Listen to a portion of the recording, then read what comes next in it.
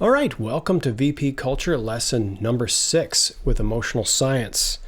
And this lesson is about tight focus together, empathy, doing emotions together. This gets us to a whole nother layer of complexity. We've got these hugely complicated brains talking to each other with a subject that is sometimes difficult for us to approach, which is emotional subjects.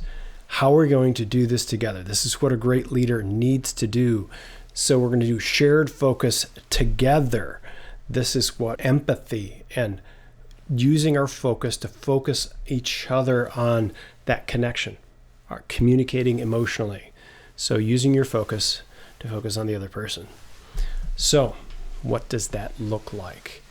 Well, we use the word empathy for this state of emotional connection a lot of times. And Brené Brown has written a lot about empathy. Brené says that empathy is connecting with people so we know we're not alone when we struggle. Additionally, she said, empathy is a way to connect to the emotion the other person is experiencing. Importantly, that doesn't mean you have to be having the same emotion as that other person. You just have to be identifying it with her. So it's like you're doing the naming with the other person. So like if the other person's angry, you're saying, wow, you seem like you're angry about that. Instead of being, I'm angry too. You don't need to adopt the emotion of the person. You never really fully can. You might feel some of that same emotion with the person. That would be normal. But you don't have to have the exact same emotion to be in an empathetic state. So that's what Brené Brown has to say about empathy and guiding us towards that state. So here's another few clues about empathy. So first of all, it takes about 30 seconds for you to engage with another person in a connecting way. They've done studies on this in the medical field in particular. It took 29 more seconds for a doctor to start engaging with that other person so that they felt empathy with that practitioner, with the doctor. And that changed everything. It had a near medicinal effect, like they had taken a painkiller or a medicine to affect their health and well-being when they felt connected with that doctor. So the other thing is, like we've been saying, acceptance and non-judgment. You have to do this with the empathy situation as well.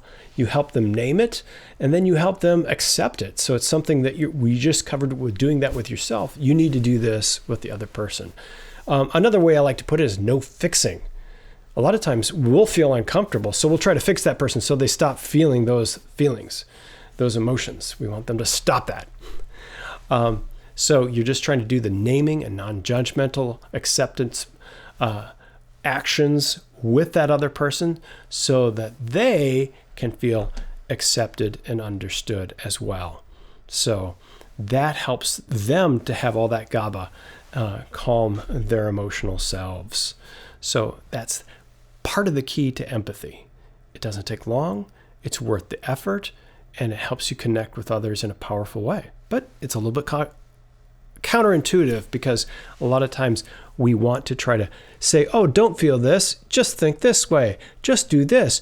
You should feel lots of energy. All of these things are pushing that person in a non-accepting way, and it actually will cause that rumination and that downward spiral of heightened tension rather than calmness. So this is giving people a gift when we do that, when we help them identify their positive or negative thoughts and their down and up and down energy situations. Using all the techniques we've used for ourselves, we're going to use those with others now.